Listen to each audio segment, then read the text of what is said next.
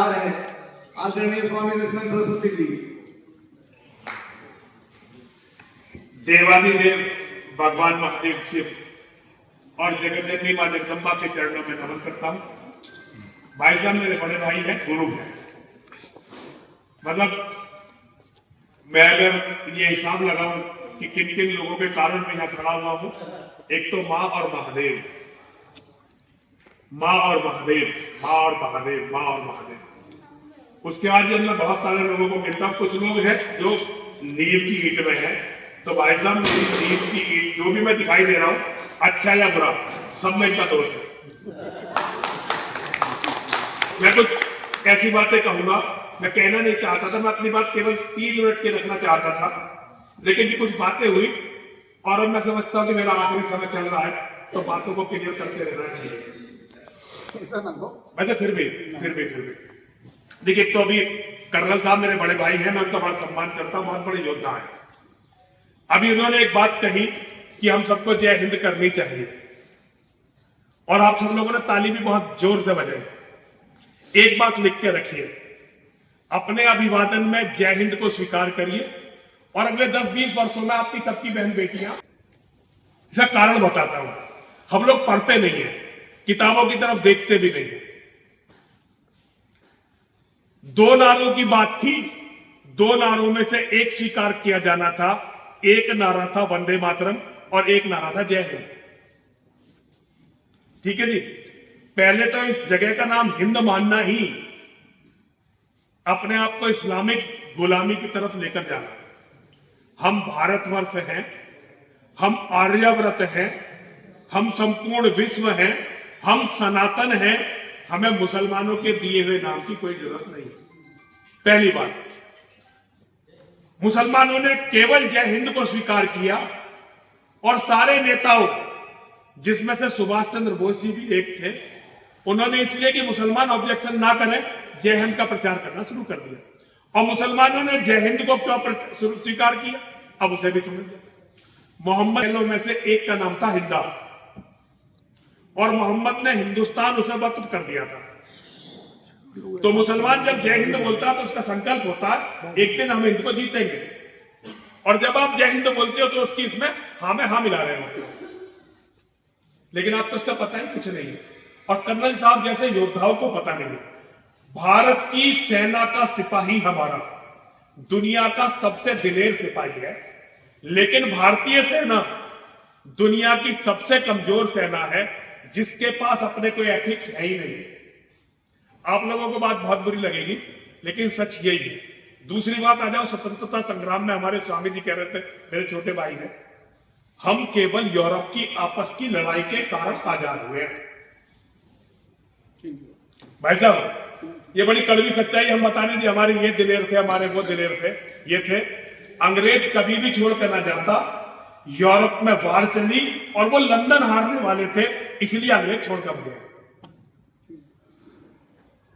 वरना भारत जैसी जगह को अंग्रेज छोड़कर जा रहे थे, केवल इसलिए छोड़कर गए, उन्हें लगा कि लंदन के हाथ से निकलने वाला है। यूरोप में स्थिति ऐसी हो गई थी, इसकी वजह से गौरा यहां से भगा है। किसी सुभाष चंद्र बोस का, किसी का, उन्होंने लड़ाई लड़ी, बहुत दिलेरी थे, बलिदान दिए, लेकिन अंग्रेजों को भगाने में केवल बाल भर हाथ है उनका, बाल भर उनका हिस्सा है।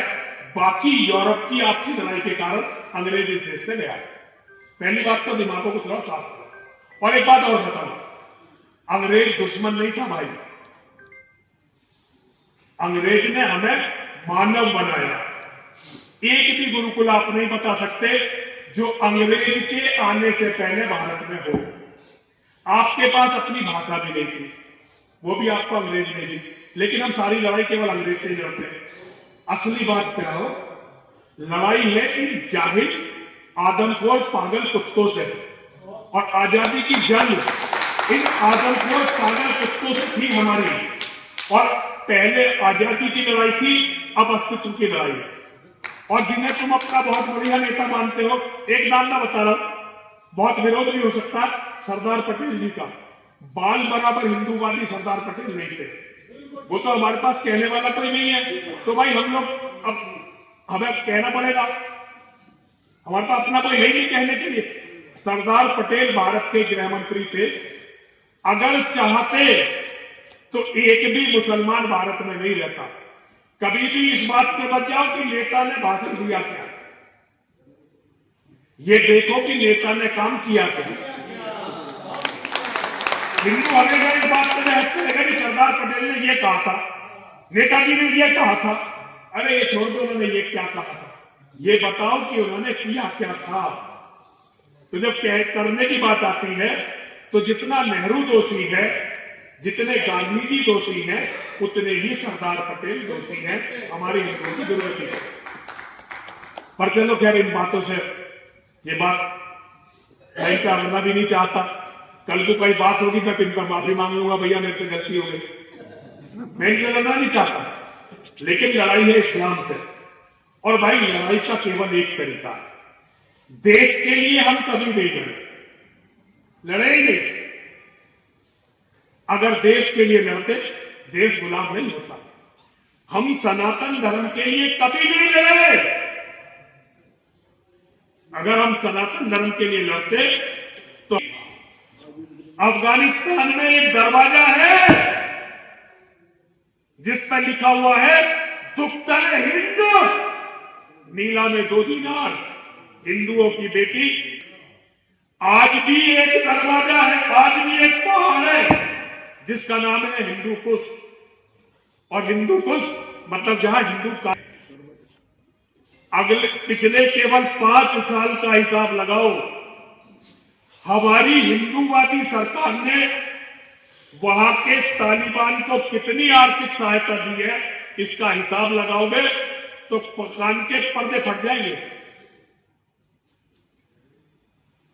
हम पिंकी जो कह रहा था, मैं पिंकी का दर्द अच्छी तरह समझता हूं। जब इसका वो हुआ था तो मैंने जाकर बताया था, प्रेस कॉन्फ्रेंस थी जब, कि ये वो लड़का है जब योगी जी यहां बैठे थे उतरकर और उनकी आंखों में आंसू थे, ये उनके पीछे बैठा हुआ था। भैया हम भी थे वो। और हनिया हम तो बाद में पहुंचे थे, हमसे पहले था। देखो मुझे तो इसलिए बुलाया था, देखो मुझे, और बीजेपी वाले साथ छोड़ के भाग गए थे, क्योंकि नितिन तिवारी एसएसपी था और एसएसपी ने लाठीचार्ज की तैयारी कर ली थी। वो तो जब हम लोग पहुंचे तब उसे पता चला कि ये सारे पागल इकट्ठे हो गए, अब कुछ ये सारे मरेंगे। लेकिन हमारे खून पर, हमारे पसीनों पर बनी हुई जब सरकारें सत्ता में आई तो उन्होंने केवल हम ही को कुचला। लेकिन मैं इस रोने पीटने के लिए भी यहां नहीं खड़ा हूं, मैं केवल आपसे ये कहने के लिए खड़ा हुआ हूं, केवल अपने घरों को, अपने परिवारों को बचाने के लायक हो जाओ। केवल इतना कर लो, तुम केवल अपने परिवारों को बचा लो। हम वैचारिक रूप से एक दिन मैं, भाई साहब, कर्नल साहब, बाबा परमिंदर आर्य, दीपक सिंह जी बैठे थे कॉन्स्टिट्यूशन क्लब ऑफ इंडिया में, जब हमने मोहम्मद के बारे में पहली प्रेस कॉन्फ्रेंस की थी। और तब से आज तक दुनिया में कम से कम 15 लाख बड़े मुसलमान ऐसे हैं जिन्होंने इस्लाम छोड़ा मोहम्मद को पढ़ कर। और अगले 1 साल में अगर मेरा जीवन 3 महीने भी और रहा, मेरी एक किताब है, आर्थिक समस्याओं के कारण छप नहीं पा रही है। मैं चाहता हूं कि दुनिया की हर 18 भाषाओं में आएगी एक साथ। मैं पैसों के जुगाड़ में लगा हुआ हूं, वो एक ही दिन आएगी। उसके बाद इस्लामोफोबिया नाम का शब्द खत्म हो जाएगा और मोहम्मद को मुसलमान गाली देना शुरू करेंगे, ये मैं बता रहा हूं आपको। लेकिन ये जो पूरी दुनिया में 200 करोड़ पागल आदम, ये बांग्लादेश में जो भी आपको 3-4 वीडियो दिखाई दे रही है ना हिंदुओं के मरते हुए, ये तो केवल इसलिए दिखाई दे रही है कि बंगाल का चुनाव आ गया, वरना 30 लाख हिंदू वहां मारे जा चुके हैं। 30 लाख हिंदू। ये तो क्या है, सोशल मीडिया सारा एक विशेष गिरोह है, उसके कब्जे में है। वो अपने हिसाब से इंफॉर्मेशन लीक करता है अपने हिसाब से इंफॉर्मेशन चलाता है। बंगाल में अगर चुनाव नहीं होता तो आपको ये जो 3-4 मरते दिखाई दे रहे, ये भी नहीं दिखाई देते। 30 लाख से ज्यादा हिंदू मारे जा चुके हैं। हम उनसे भी बुरी स्थिति में हैं, क्योंकि उन्हें मरवाने वाले भारत में बैठे हुए हैं, दारुल उलूम देवबंद। ये जो तबलीगी जमात है, ये जो तालिबान को कंट्रोल करती है, ये जो पाकिस्तान में गृहयुद्ध करवाए हुए हैं, जिसने बांग्लादेश में हिंदुओं का कत्लेआम करवा दिया, जिसने दुनिया में 35 से ज्यादा मुसलमानों के देश बना दिए, उसका हेडक्वार्टर भारत के देवबंद में है। तो भाई इस्लाम की चिंता छोड़ दो, केवल अपने घर, अपने परिवार को बचाने के लायक बन जाओ।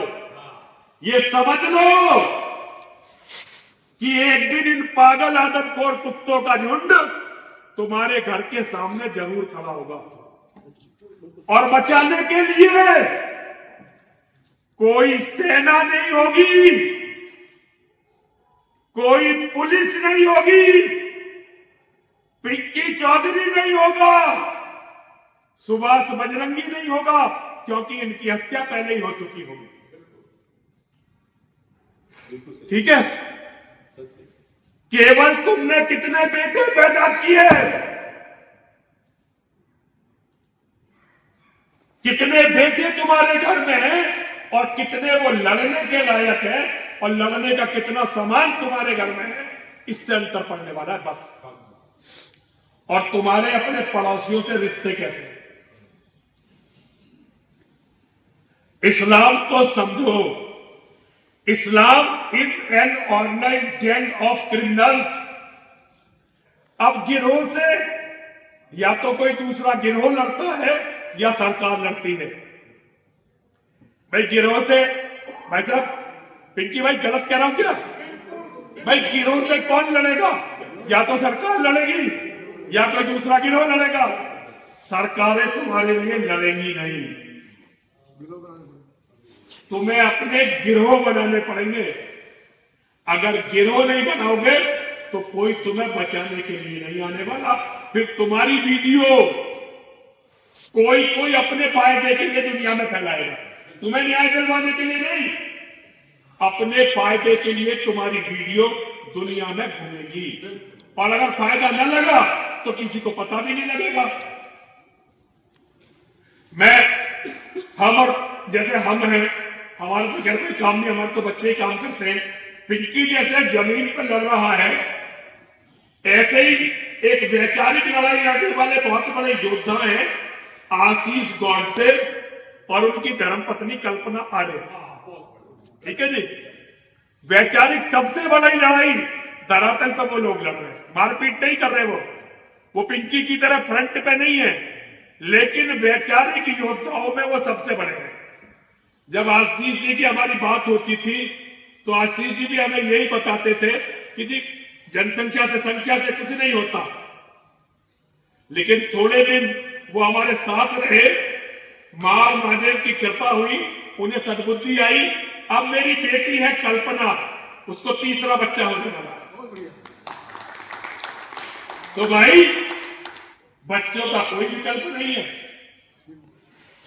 मैं तो सारे साधुओं से कहता हूं, आरएसएस के प्रचारकों से कहता हूं, कोई भी रंडवा मत घूमो। सबसे पहला तो तुम्हारा कंट्रीब्यूशन ये है कि बच्चे पैदा करो। और भैया दूसरों को कोई मत जगाओ, खुद जाग जाओ। 3 बार में देखिए। और एक बात, नारे की बात, भाई अगर कुछ और करना है तो कुछ भी करो। अगर मुसलमानों से लड़ना है तो केवल मेरी बेटी एक ही नारा तुम्हें जिता सकता है, और वो नारा है हर हर महादेव, हर हर महादेव, हर हर महादेव। अभी जरा 3 बार मेरे साथ सभी लोग बोलेंगे, विजय विजय वीर गति, महादेव के नाम जीते जी रण छोड़ के जाना, वीरों का नहीं काम, विजय मिले या वीर गति, सब महादेव के नाम, जीते जी रण छोड़ के जाना, वीरों का नहीं काम, विजय मिले या वीर गति, सब महादेव के नाम, जीते जी रण छोड़ के जाना, वीरों का नहीं काम।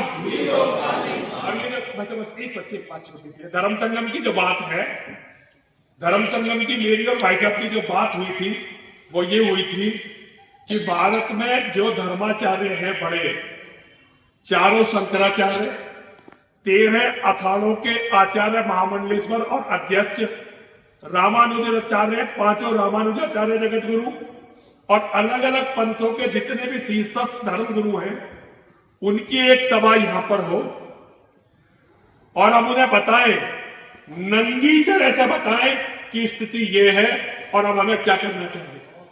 आपका सनातन को बचाने में बहुत नंगे शब्दों में हम पूरा अपना तैयार करें ड्राफ्ट, और ड्राफ्ट तैयार करके उन्हें दें कि धर्म की ये स्थिति है, कुछ हो सकता है या नहीं हो सकता, वो बैठकर हमारा मार्गदर्शन करें।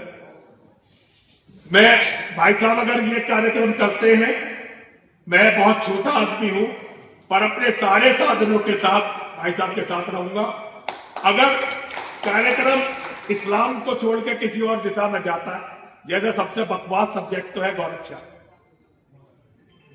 भाई ये गाय जो है सारे हिंदुओं को खा गई। एक भी हमारे धर्म ग्रंथ में, प्राचीन धर्म ग्रंथ में गाय माता नहीं है, लेकिन आज तो केवल एक ही माता है, वो है गाय। मैं राजस्थान में गया, गाय माता का इतना प्रकोप था, हर पैसे वाला मेरे पास आके कि मेरी गौशाला चलो।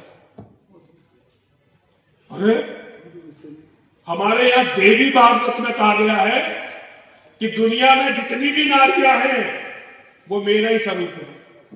हम वास्तव में जो हमारी माँ है, बेटी होती है माँ, उसे बचाने की एक संस्था ने, उसे बचाने का काम करना पड़ रहा है ऐसे फटीचरों को। गौशाला वालों को देख लो, जितने भी गौसेवक हैं सबकी ज्यादातर कसाईयों से सेटिंग है ना, करोड़ों के काम है उनके। गौशाला वालों का देख लो। और जो बेटी को, असली धर्म को बचा रहे हैं, वो खाली जेब घूमते थे। तो भैया ये उल्टी सीधी मेरी बकवास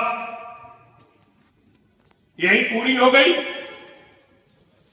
भैया बुरा तो मानना मत, पीटना पाटना तो हो मत, क्योंकि हिंदू तो भैया किसी भी बात में, पर पढ़ के देख लेना एक भी प्राचीन ग्रंथ। गाय बहुत महत्वपूर्ण है क्योंकि हमारी संस्कृति ने गाय से जन्म लिया, लेकिन इतनी महत्वपूर्ण नहीं है कि बेटियों को लुटवा के भी गाय बचाई जाए, क्योंकि गाय को दान भी दिया जाता था, गाय को खरीदा भी जाता था, गाय को बेचा भी जाता था। किसी भी प्राचीन ग्रंथ को देख लो। अगर गाय इतनी महत्वपूर्ण होती तो ना गाय को कभी खरीदा जाता, ना बेचा जाता, ना दान किया जाता। लेकिन भाई बस हिंदुओं ने अलग अलग धर्म बना लिए और हर आदमी उसी धर्म पर लगा हुआ है। भैया लगे रहो और 5-7 साल पे, उसके बाद तो जो जिंदा बचेंगे पोसेंगे दूसरों को, अपने कर्म देखेंगे नहीं। हर हर महादेव, हर हर महादेव, हर हर महादेव।